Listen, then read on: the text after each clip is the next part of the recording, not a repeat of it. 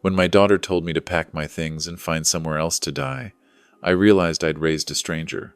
At 68 years old, I stood in the hallway of the home I'd built with my late wife, my bags at my feet, my heart in pieces, and heard the woman I once cradled as a newborn tell me I was useless now. That was the moment everything changed. Before we continue, please subscribe to the channel and let us know where you're listening in the comments below. You won't want to miss what comes next.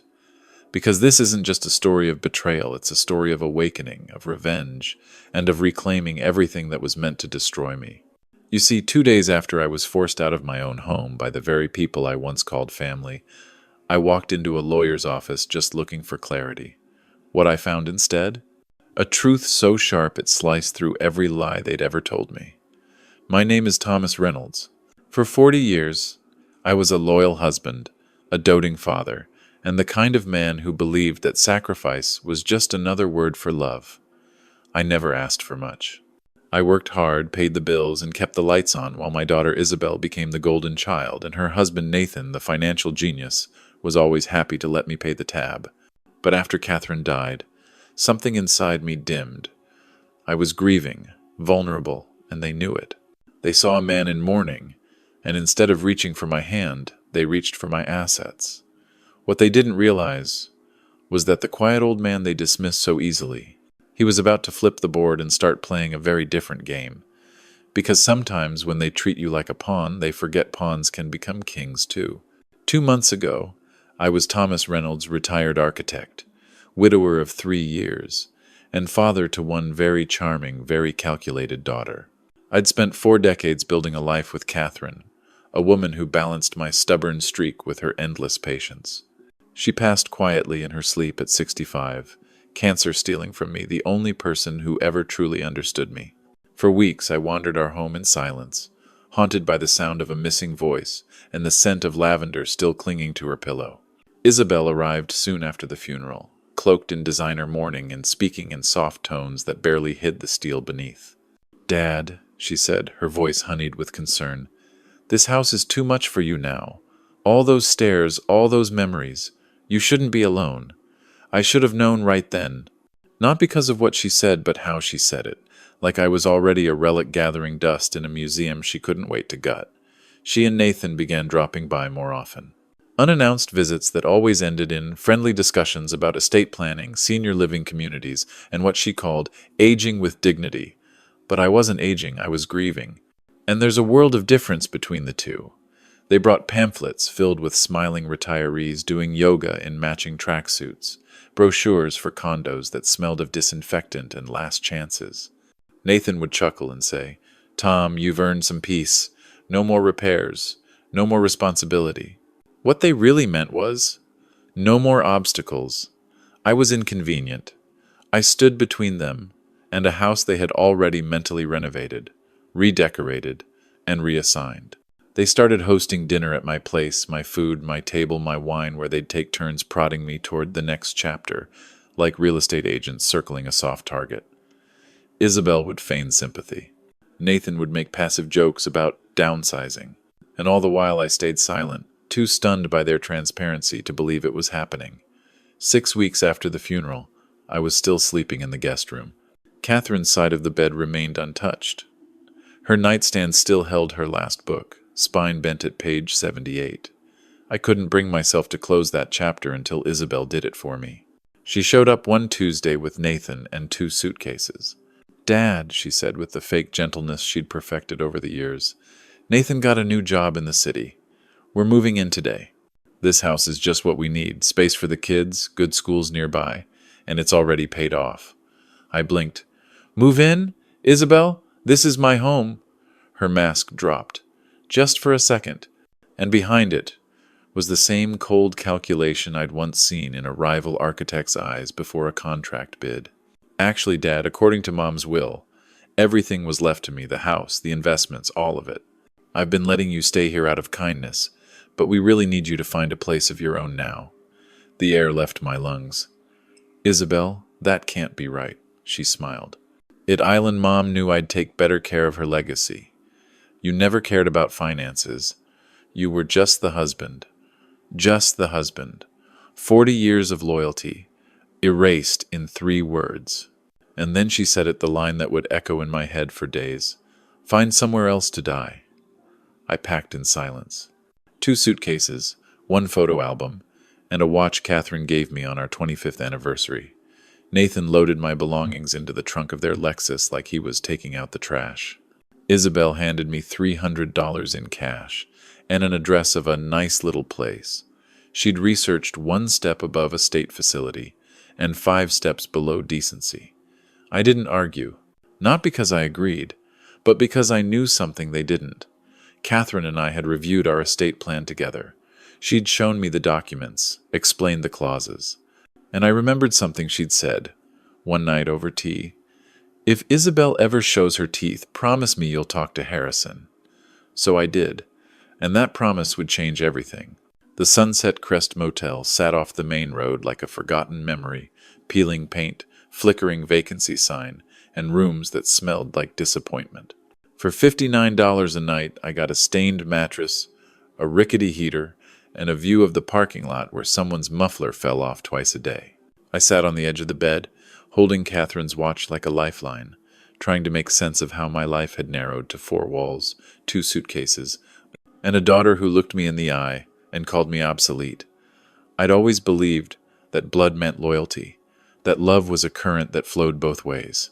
But as I stared at the faded wallpaper and the half-dead plant by the door, I realized I'd made a critical miscalculation.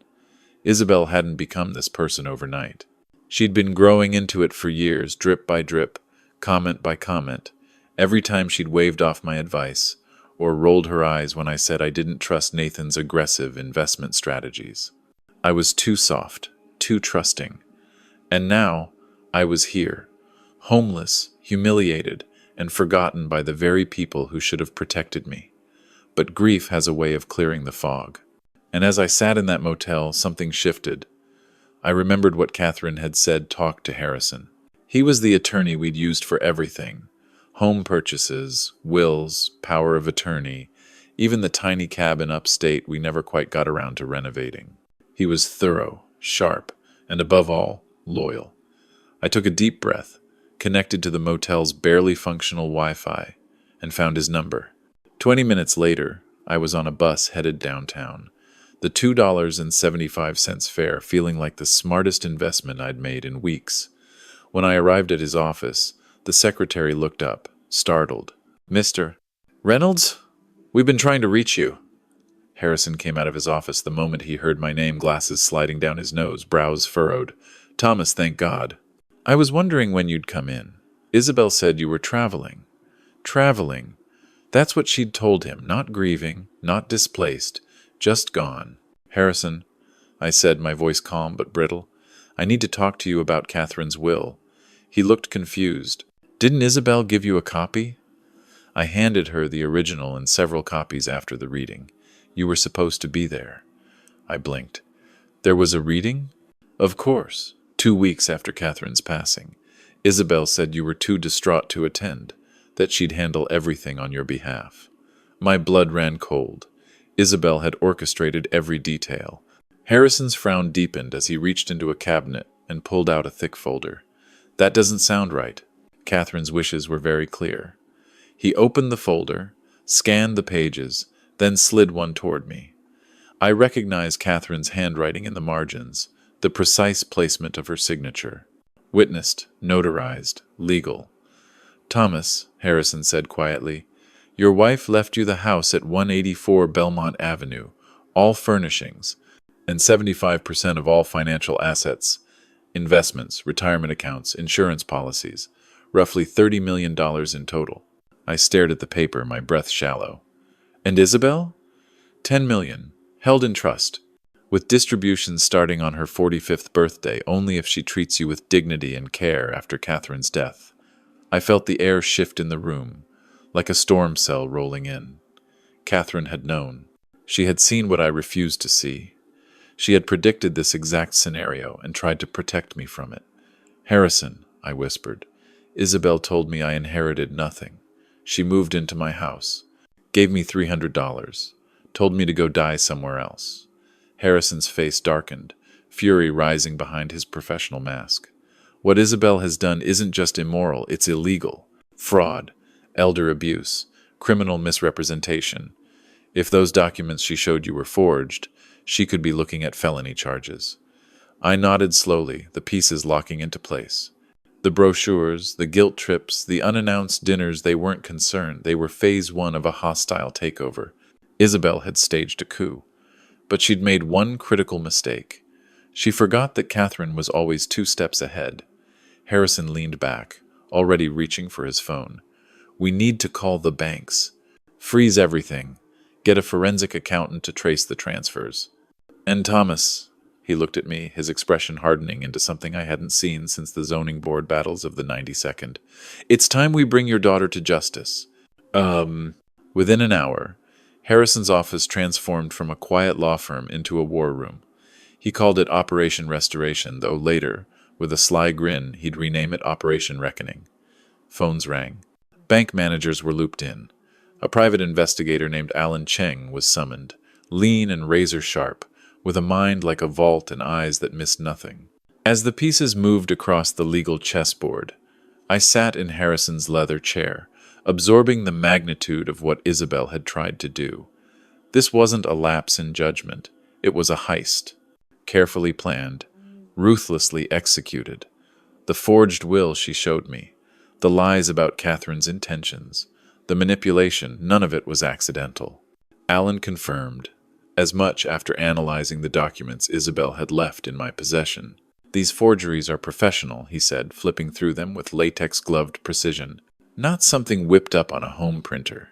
Someone in Nathan's network likely helped this has the markings of corporate-level fraud. It wasn't just emotional betrayal. It was criminal. By noon, all financial accounts tied to Catherine's estate had been frozen. Isabel's access was cut. Her credit cards, which she'd gleefully been using to renovate her new kitchen and schedule contractor visits, were declined. The utility accounts she'd already switched to her name were put under review. At exactly 3:12 p.m., my phone buzzed. Isabel. I let it ring twice before answering. Dad? There's some kind of problem with the accounts. Everything's frozen. I can't pay the electrician. The bank's saying something about fraud flags? I'm sitting in Harrison Fitzgerald's office, I replied evenly. Remember him, the attorney who read the will? The one you told I was traveling? Silence. Then a hesitant. Dad, I don't know what you think you've discovered. I discovered that your mother left me everything. I discovered that you lied, manipulated legal documents, and tried to rob me blind. But most of all, Isabel, I discovered just how little you think of me. Her voice sharpened, desperation creeping in. You're confused. Grief does that. You're letting people take advantage of you. That lawyer's filling your head with... No, Isabel. The only person who tried to take advantage of me is the one who called me useless and handed me $300 like a beggar on the street. Her silence was confirmation. I could almost hear her calculating her next move. Dad, can we meet? Just talk. I'm sure we can find a solution that doesn't involve lawyers or police. We will meet, I said calmly. At the courthouse. I hung up. Harrison's smile was pure approval. She's unraveling, he said. Good. Let her panic. Guilt makes people sloppy. That evening, Nathan called. His tone was syrupy and strained. Thomas, let's be reasonable. Isabel made some mistakes. She acted emotionally. But going to the authorities... That's extreme, don't you think? Did you help her forge those documents? I asked, a beat of silence. Of course not.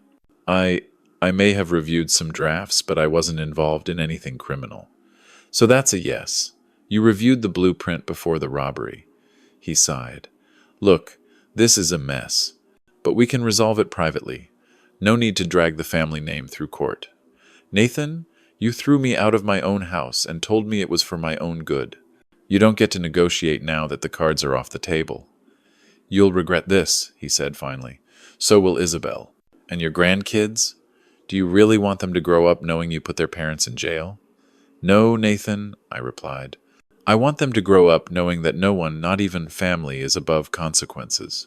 At 8:47 p.m., Isabel was arrested at an upscale bistro, mid-toast, her glass of Chardonnay still half raised. According to Alan, she screamed about false accusations and a misunderstanding, while her guests looked on in stunned silence. Nathan was picked up the next morning at his office, his laptop seized, his briefcase confiscated. The charges: conspiracy to commit fraud, elder financial abuse, and document forgery. Harrison called with the update while I was unpacking in my house, the one Catherine and I built together, now mine again, legally and unquestionably. I stood in the master bedroom, once stripped of its soul by Isabel's designer chaos, now emptied of her presence. I filled black trash bags with her perfumes, her silk robes, her framed motivational quotes. I left them on the front porch, let her collect them when she made bail. I stood in the doorway, breathing in the silence. For the first time in years, the house didn't feel haunted. It felt mine. Not just because of legal papers, but because I'd finally claimed it. Not for Catherine, not for Isabel, for me. And that was only the beginning. The next morning I stood in the kitchen, sipping a cup of black coffee brewed from a machine Isabel had probably bought with the money she believed was hers. The place still bore her fingerprints, lemon-scented candles, overpriced countertop appliances she never used, a stack of renovation plans held together with a gold binder clip, her vision for my house. It was almost poetic. She'd tried to erase every trace of the life Catherine and I built, except she'd missed one critical detail. Catherine had never trusted easily, and what she left behind was more than a will. It was a warning. Around 10 a.m., Harrison called with an update. "Bail's been set," he said, sounding more like a man reading stock prices than breaking personal news. "Isabel needs $50,000. Her accounts are frozen, so unless someone steps in, she'll be sitting in a cell for a while. Nathan's is worth $150,000. Apparently, the judge wasn't impressed with his innovative financial background. "Anyone biting?" I asked. "Not yet, though I imagine Nathan's mother will come knocking soon." And right on cue, 3 days later, she did. Eleanor Harper showed up in a tailored pantsuit and pearls that probably cost more than the entire motel I'd been dumped in. She arrived in a town car and carried herself like a diplomat on a peace mission. I invited her in, partly out of curiosity, partly to see what excuses wealth and breeding would conjure up. She sat across from me like a queen holding court, her manicured fingers folding neatly over her handbag. "Thomas," she began with a rehearsed smile, "this whole situation has been unfortunate." I said nothing, she continued. "Kevin, pardon me. Nathan may have made poor choices, but prosecuting him seems excessive. Surely there's a better path." I raised an eyebrow. "Your son helped forge documents to steal $40 million. That's not a poor choice. That's a felony." She waved a hand as if brushing away a smudge. "Let's not get tangled in legal semantics. These are family matters. Emotions were high. Mistakes were made. But dragging this through court will only destroy everyone involved." "That's the point," I replied. "Destruction brings clarity." Her smile stiffened. "We're prepared to make this go away. $2 million. You drop the charges. The house is yours, as it should be. We move on."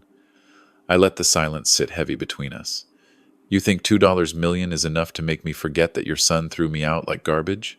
"5, she said quickly. "Final offer, and we'll make sure the press keeps quiet." There it was, the real concern. Not guilt, not justice, reputation.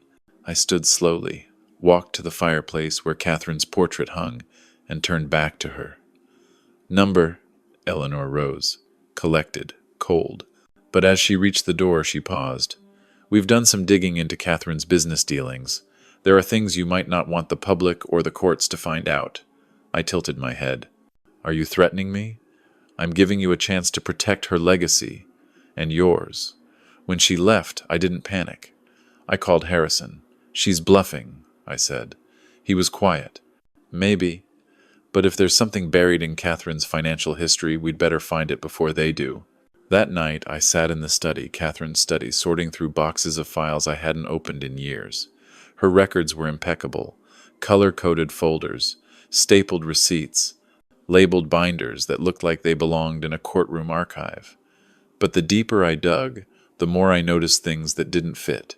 Consulting fees to companies with no websites, payments marked strategic advisement to Shell LLCs, and large wire transfers tied to dates I knew she hadn't worked. By 2 a.m. Seth, I had a stack of papers that suggested something far worse than sloppy bookkeeping. I called Alan. He arrived by 9 a.m. with a portable scanner and a face that didn't know how to hide bad news. By noon, he gave it to me straight. "Thomas," he said, "I think Catherine was laundering money." The words landed like a punch. "That's impossible," I said. "She was meticulous, honest." "Exactly," he replied. "Which is why it worked. These transfers, the dummy corporations, this is high-level stuff, not some amateur scheme." My head was spinning. The woman I'd spent 4 decades with, the mother of my child, had been washing money? For who? I asked. Alan hesitated. "We don't know yet. But if what Nathan's legal team has is real, they're probably planning to use this to force a settlement, or worse, tip off the feds and drag you down with them. Even if I didn't know, doesn't matter. If you benefited from it, they can come after everything." I sat in stunned silence. Catherine had been protecting me, yes. But from what? From who? And why had she never told me? Alan leaned in. "You have 2 options. Sit and wait for them to make their move, or get ahead of it." I met his gaze, something hardening in my chest. "Then let's get ahead of it. Because if Isabel and Nathan thought they were holding the winning hand, they were about to learn what happens when a man who's lost everything has nothing left to fear." The FBI field office was colder than I expected, chilled not just by air conditioning, but by the weight of truths waiting to be spoken. Agent Daniel Romero, the man in charge, had the kind of presence that made you sit straighter without knowing why. He didn't smile when we met. He simply opened a thick manila folder, laid it flat on the steel table between us, and said, "Mr. Reynolds, you understand that by coming to us voluntarily, you're acknowledging potential exposure to proceeds of crime." I nodded. "I understand, but I'd rather tell you the truth than let my daughter and her husband weaponize it." I spent the next 2 hours laying out everything: Catherine's records, the questionable transfers, Eleanor's veiled threats, and the fear twisting inside me that this woman I loved for 4 decades had lived a second life I never glimpsed. When I finished, Romero leaned back, tapped a pen against the folder, and asked, "Would you be willing to wear a wire?" I didn't hesitate. Yes. 3 hours later, I was home again, seated in the same living room where Isabel and Nathan had once handed me brochures about assisted living, as if they were doing me a favor. Now, hidden under my shirt, a small microphone captured every beat of my breath. The FBI van was parked discreetly down the block, agents listening in real time. At precisely 8 p.m., the doorbell rang. I opened the door to find Isabel and Nathan dressed like they were heading into a board meeting, calm, collected, overconfident. "Dad," Isabel said, with that performative warmth that now made my skin crawl, "we're so glad you agreed to talk." I didn't respond, just gestured to the couch. Nathan carried a sleek black briefcase and opened it with the practiced flick of someone used to closing deals. "We've come with a proposal," he said, sliding a document across the table. "A clean way out for all of us." I glanced at the paper. In essence, it was a deal. I'd keep the house and $5 million in clean assets. The rest, roughly $35 million, would be surrendered to federal authorities. In return, Isabel and Nathan would receive immunity for any involvement in financial mismanagement or fraud. "You get stability," Nathan said smoothly. "We get clarity. The past stays buried." "Buried," I echoed. "That's an interesting word choice." Isabel jumped in, her tone saccharine. "We're thinking of the family, Dad. Of preserving what we can for the grandchildren, for your name, for everyone's future." I met her eyes and let the silence stretch, then asked, "And how long have you known about your mother's laundering?" Her face froze. Nathan shifted in his seat. "We didn't know until recently," he said too quickly. "It was never confirmed. Just patterns we recognized when reviewing old files." "So you discovered it while digging through documents you had no right to access?" "It's complicated," Isabel said, the edge returning to her voice. "We were protecting you. This information could have destroyed everything if it went public." "No," I said. "You weren't protecting me. You were leveraging me." Nathan's jaw tensed. "You have to be realistic, Thomas. If this goes to trial, the government could take everything. Your name will be dragged through the mud. Catherine's too. Is that what you want? No, I said, which is why I already talked to the FBI. The silence that followed was absolute. Isabel blinked. You? What? I told them everything. Voluntarily. I gave them the files, the timelines, the transactions. I leaned forward, and they told me something neither of you expected. Nathan paled. Isabel's voice dropped to a whisper. What did they tell you? I stood and walked to the fireplace, my back to them. They told me Catherine wasn't just laundering money, she was working for them. A federal informant for over a decade. I turned back. She embedded herself into a laundering network so she could bring it down from the inside. Every transaction she made? Approved, monitored, controlled. Isabel stumbled backward into the couch. That's not possible. It's not just possible. It's documented. Your attempt to blackmail me with her records? You tried to exploit evidence that actually exonerates her. Nathan sat motionless, like someone had unplugged him. This changes everything. Yes, I said. It changes everything. Including your deal.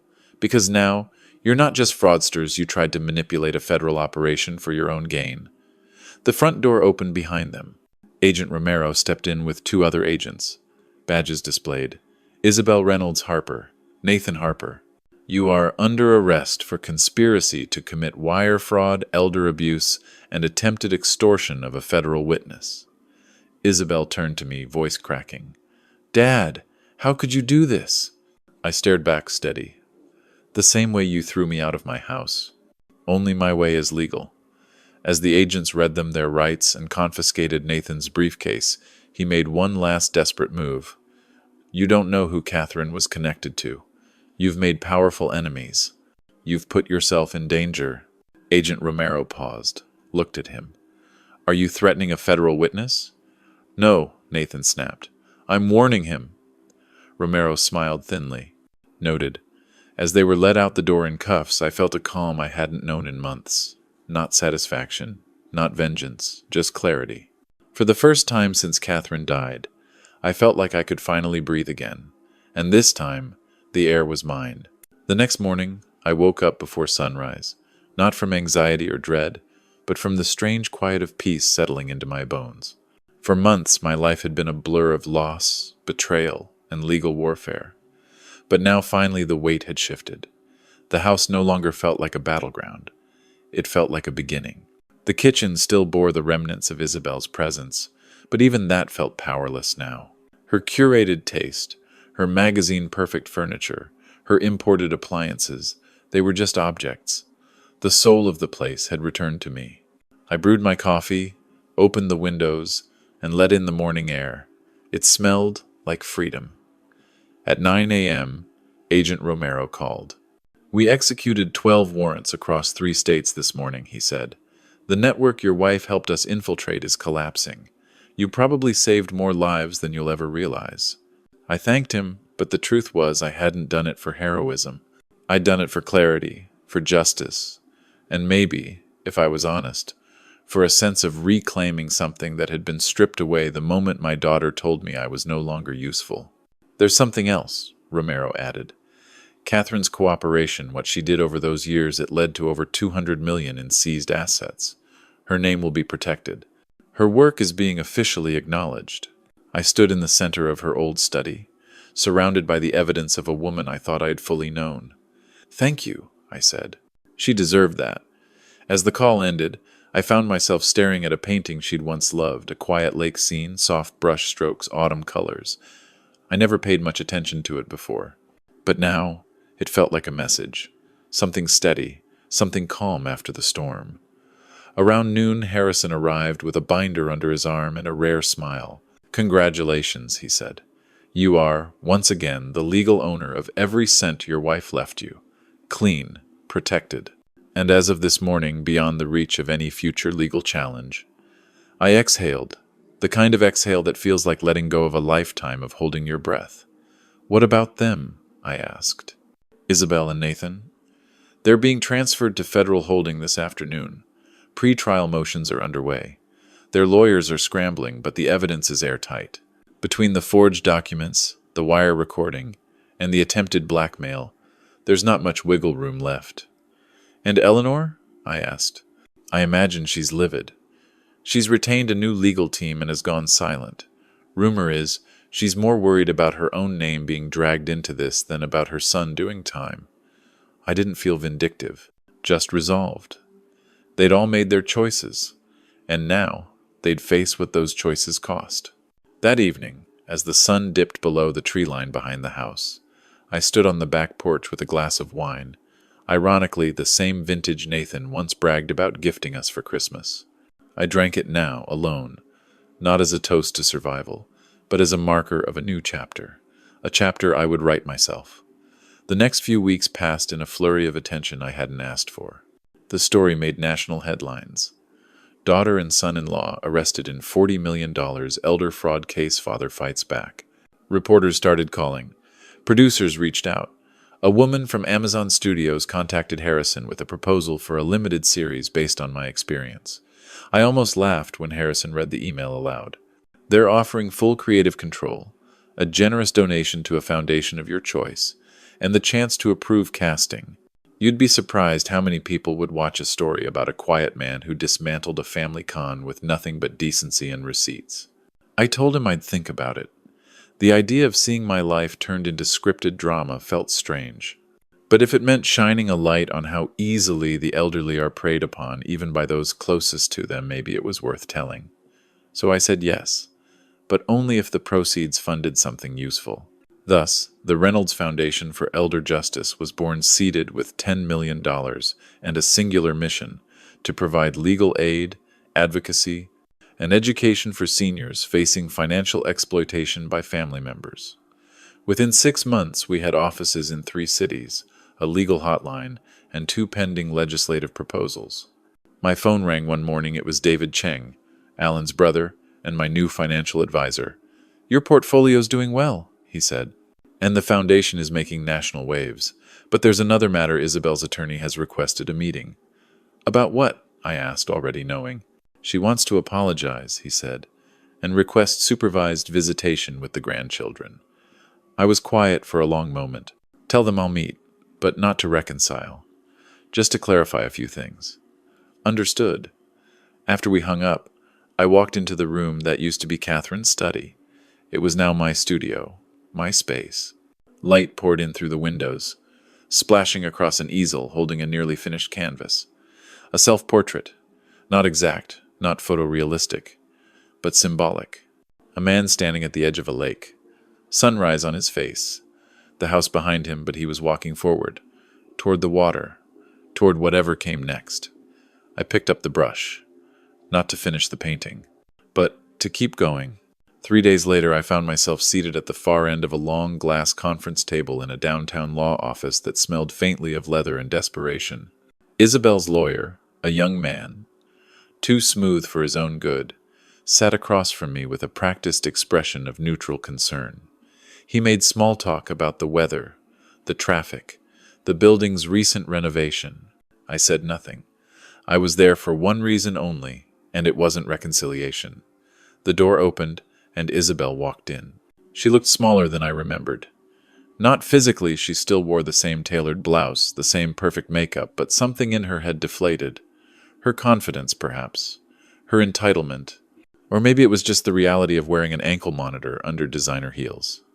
She sat across from me, not meeting my eyes at first. The silence that followed felt heavy, not with awkwardness, but consequence. "Dad," she began, her voice low, "thank you for agreeing to see me." I nodded once. No warmth, no smile, just acknowledgement. She reached into her bag and pulled out a stack of envelopes, bound with a simple blue ribbon. "These are letters," she said. 17 of them. "I wrote you every week since my arrest. I didn't know if you were reading them, but I kept writing anyway." I glanced at them, then pushed them gently aside. "Words are easy," I said. "Actions are remembered." Her hands trembled slightly as she folded them in her lap. I know I failed you. I betrayed your trust in a way that no apology could ever fix. But I'm still your daughter. I let that hang in the air. Are you?" I asked quietly. Because daughters don't forge legal documents. They don't throw their fathers out of their homes and hand them cash like a charity case. They don't look their own blood in the face and say, "You're useless now." Her eyes filled with tears. The performative kind? Maybe, or maybe not. It didn't matter. "I lost everything," she whispered. "My freedom, my reputation, my children's respect. I know that, and I know I deserved it, but I'm trying to change. That's why I'm here, to ask you for, I don't know, not forgiveness, maybe just understanding." "Understanding?" I repeated. "Let me help you with that. I understand you wanted security. I understand you thought you were entitled to everything your mother and I built. And I understand that the moment you saw vulnerability in me, you used it." "I made a terrible mistake," she said. "No," I corrected her. "You made a series of deliberate, premeditated choices. You and Nathan conspired to erase me from my own life. You thought I'd be too grief-stricken, too soft, too old to fight back." Her voice cracked. "And you weren't." "No," I said. "I wasn't." I stood, gathering the folder I'd brought with me. "I'm not here to make peace, Isabel. I'm here to make boundaries. You've already faced the legal consequences of what you did, but there are emotional consequences too." She blinked at me, confused. "You don't get to rewrite the narrative now that it didn't go your way. You don't get to slip back into my life just because you're sorry. My trust was a gift. You returned it in pieces." "What about the kids?" she asked suddenly, her voice rising with urgency. "They're still your grandchildren. Don't punish them for my mistakes." "I'm not," I said. "But my relationship with them, if one exists, will begin when they're adults, when they can choose it for themselves. I won't allow supervised visits. I won't allow emotional blackmail masquerading as motherhood." Her face collapsed into tears, the real kind now, raw, panicked. But I didn't soften. I'd done enough softening for a lifetime. "You're doing this to punish me," she said. "No," I replied. "I'm doing this to protect what little remains of my peace." She tried once more. "Please, one visit, one chance." I shook my head. "It's not that I can't forgive you, Isabel. It's that forgiveness doesn't entitle you to access.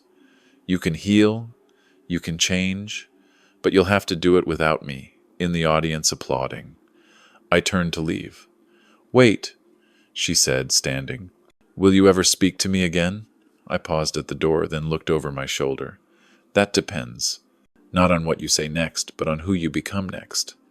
I walked out into the bright hallway, where the air felt less like confrontation and more like closure. Outside, the city pulsed with life indifferent, relentless, free. I stepped into it with a calm I hadn't known in years. For the first time in my life, I wasn't just surviving my family. I was outgrowing them.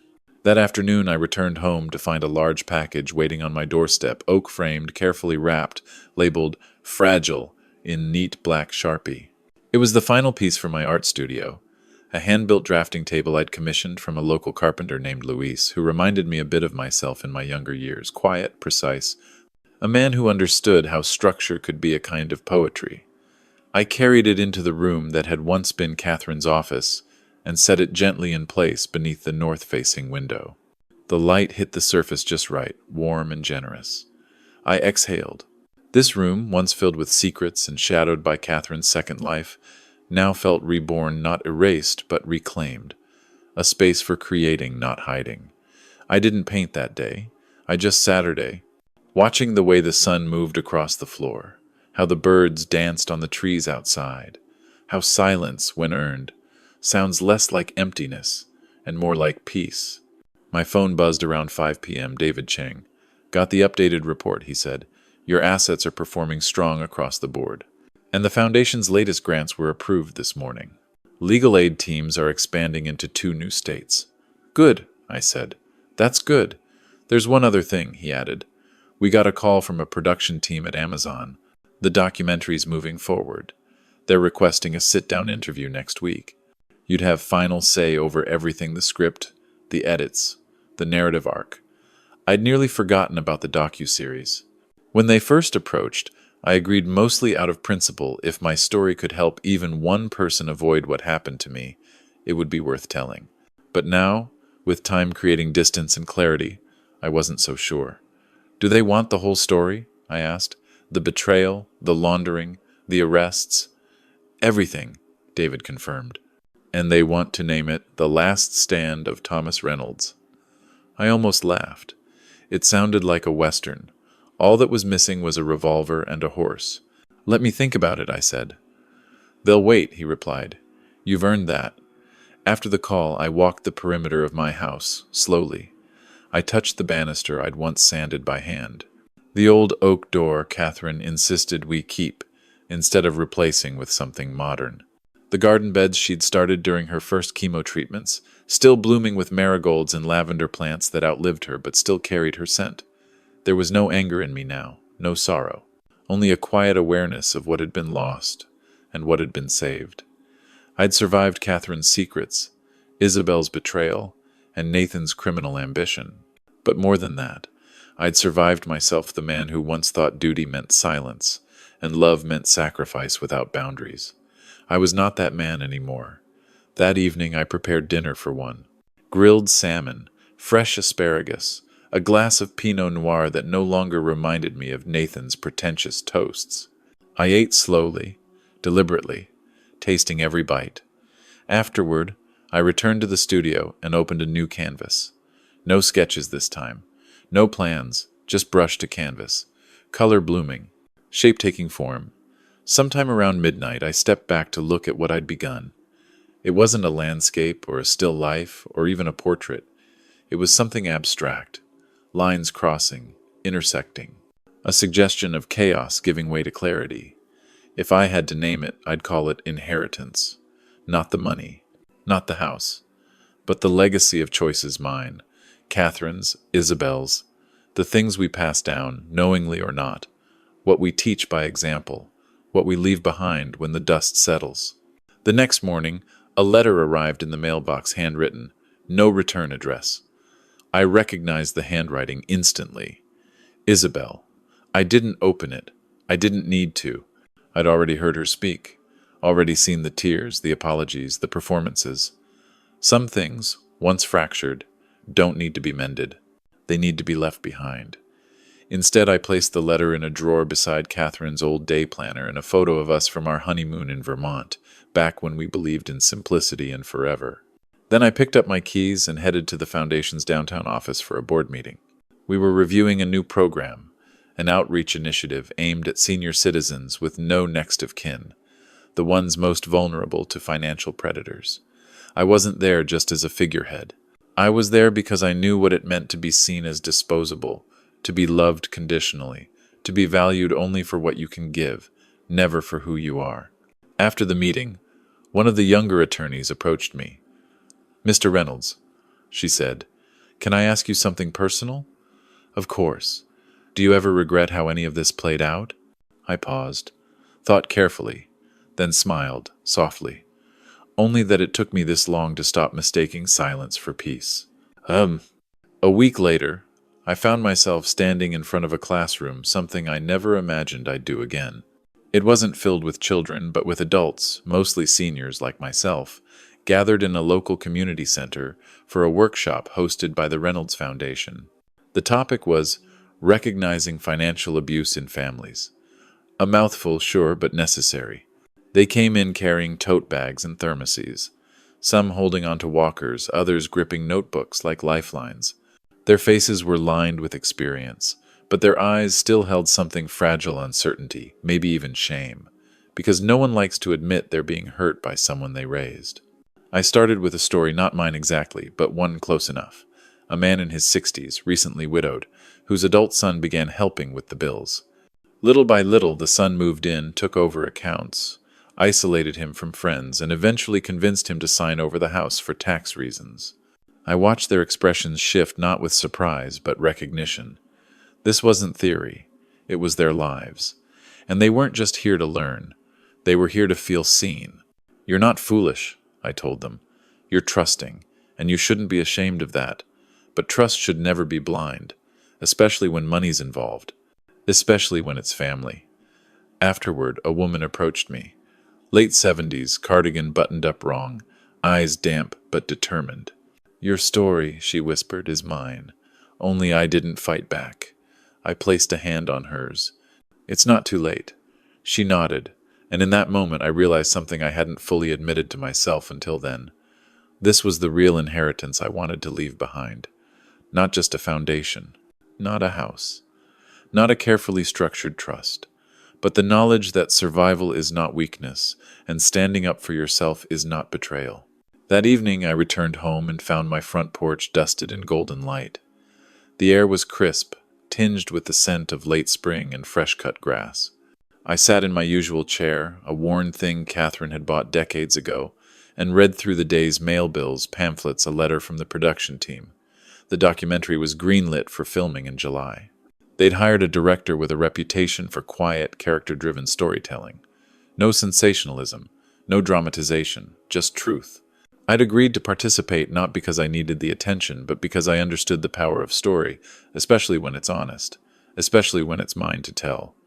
I set the mail aside and stared across the yard.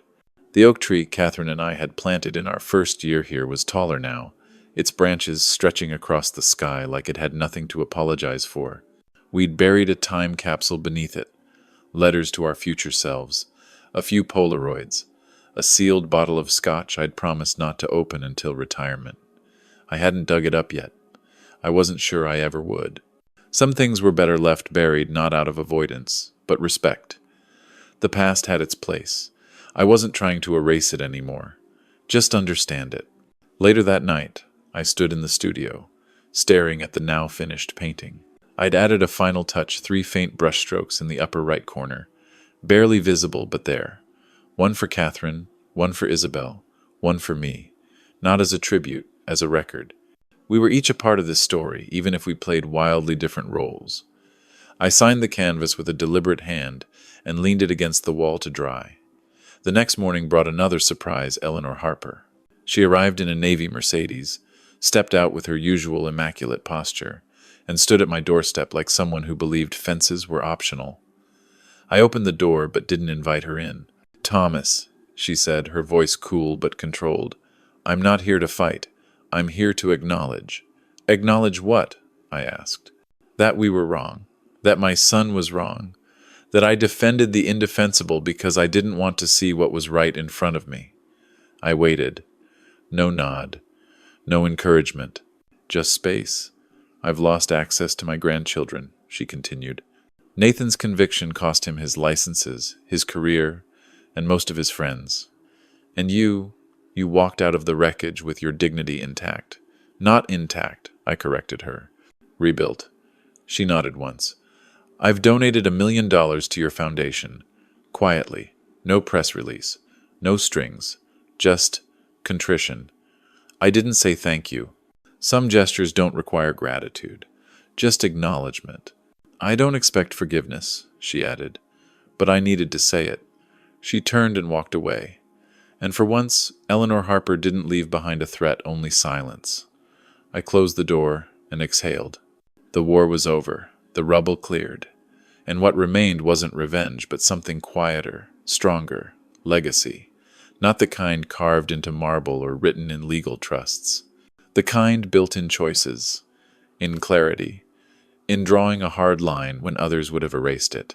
That night, I returned to the studio and began a new canvas. This one started with a horizon, clean, wide, full of possibility. I wasn't painting the past anymore. I was painting what came next. 6 months to the day since Isabel told me to find somewhere else to die, I stood barefoot in my kitchen, flipping pancakes and listening to an old jazz record, humming gently in the background. The scent of cinnamon and maple filled the house not because anyone was coming over, but because I wanted it to. That was the difference now. Everything I did was by choice, not expectation. No one was waiting to be impressed. No one was measuring me by my usefulness. I had nothing to prove, and that was its own kind of wealth. The house looked different these days, not just on paper but in spirit. The kitchen was still the heart of it, but now it pulsed with my rhythm, not Isabel's. Gone were the quartz countertops she'd insisted on. In their place stood thick butcher block wood I'd stained myself. The dining room, once pristine and cold, now housed mismatched chairs and a long rustic table where volunteers from the foundation often gathered for Sunday lunches and board game nights. Laughter lived here again. Real laughter. Not the kind people used to hide judgment or to charm their way into bank accounts. Upstairs, the master bedroom bore no trace of the past. I donated Catherine's designer bedroom set and replaced it with handcrafted pieces from local artisans. A new mattress, a worn leather reading chair by the window, and a nightstand that held only two things: a book of poetry and a photo of me standing in front of the Foundation's new San Diego office, smiling with the staff. That smile was real, not the kind I used to fake at family dinners, not the kind I wore when Nathan talked over me and Isabel corrected my grammar. This one came from somewhere deeper, somewhere earned. Around noon I walked into my studio, where two new canvases leaned half-finished against the walls. One was a bold splash of color, anger, defiance, release. The other, softer, cool blues and warm golds that hinted at forgiveness, or maybe just acceptance. I wasn't painting outcomes anymore. I was painting states of mind, possibility, healing, even hope. My phone buzzed once. A message from David Cheng. Production wrapped. Final cut is powerful. Sending you the preview link tonight. I replied with a thumbs up emoji and nothing more. The documentary, once a source of hesitation, had become a vessel, not for revenge, but for awareness. A reminder to the world that elder abuse doesn't always wear the face of a stranger. Sometimes it looks like your child. Sometimes it smiles while stealing everything you've built. And sometimes, if you're lucky or stubborn, you get the chance to take it all back. I poured myself a glass of water and stepped out into the backyard. The grass was freshly trimmed. The oak tree cast long shadows across the lawn. Somewhere beneath it lay that old time capsule, still untouched. I thought, briefly, about digging it up. But then I smiled. No need. I already knew what I would find. A man who hoped for a peaceful future, and another man older, wiser, who finally claimed it. The sun was setting, casting everything in golden light. I stood there, hands in my pockets, and let it wash over me. No ghosts, no noise, just quiet and freedom. If this story moved you, if it made you reflect, question, or simply pause, then I invite you to be part of something bigger. Here on this channel, we tell stories that matter. Stories about resilience, betrayal, justice, and the quiet power of reclaiming your life when others try to take it from you. But we don't just tell stories, we spark conversations. Conversations that remind people, especially those often overlooked, that their voice still counts, that their dignity is not disposable, and that it's never too late to take back control. So if you found value in this journey, if you believe that stories like Thomas Reynolds deserve to be heard, then please take a moment to subscribe. Click that subscribe button, turn on the notification bell, and let us know in the comments where you're listening from. Your support helps us continue creating meaningful content that empowers, informs, and, above all, respects the people at the heart of it. And if you or someone you know has a story of survival, of justice, of transformation, we want to hear it. This isn't just a channel, it's a community, and your voice belongs here. Thank you for watching, for listening, and for standing with those who refuse to be silenced. Until next time, take care of yourself, and take care of those who still believe in you.